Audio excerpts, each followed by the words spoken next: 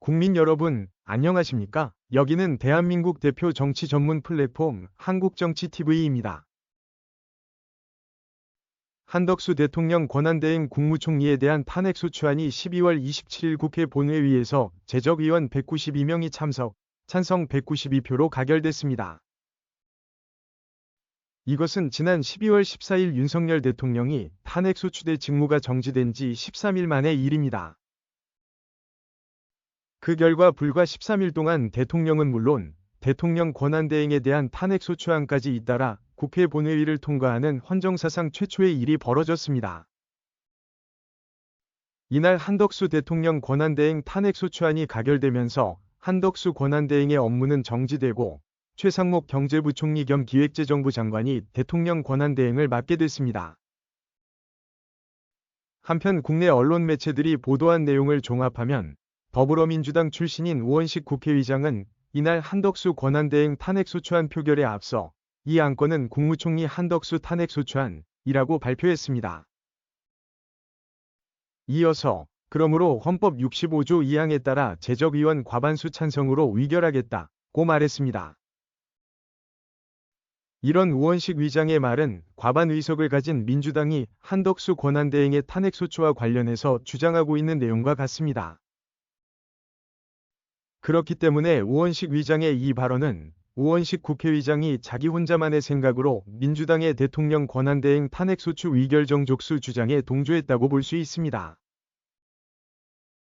이와 관련해서 우원식 의장은 국회의장은 국회법 10조에 따라 국회의사를 정리할 권한이 있다고 말했습니다. 그리고 이 안건의 의사진행을 위해 헌법학계와 국회 입법조사처의 의견을 종합 검토하여 의결 정족수를 판단했음을 말씀드린다고 밝혔습니다.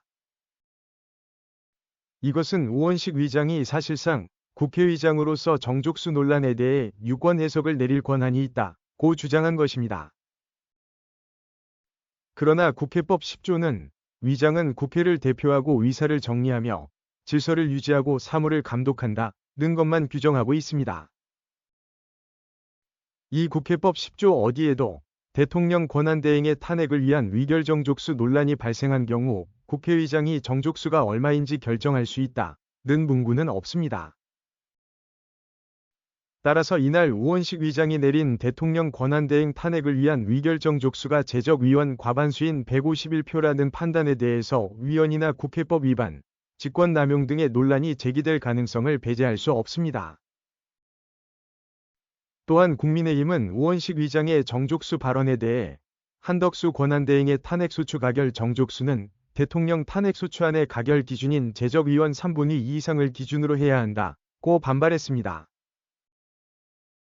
한편 국민의힘은 이날 우원식 의장이 한덕수 권한대행에 대한 탄핵소추안 가결 정족수로 제적의원 과반 찬성을 적용한 것과 관련해서 헌법재판소에 권한쟁의 심판을 청구하고 효력정지 가처분 신청도 낸다는 방침입니다. 한국정치TV는 국내 최초로 탄생한 중립적, 객관적, 과학적, 불편부당한 독립정치 미디어입니다. 여러분의 구독과 알림, 자발적인 후원은 채널의 제작과 운영에 큰 힘이 됩니다.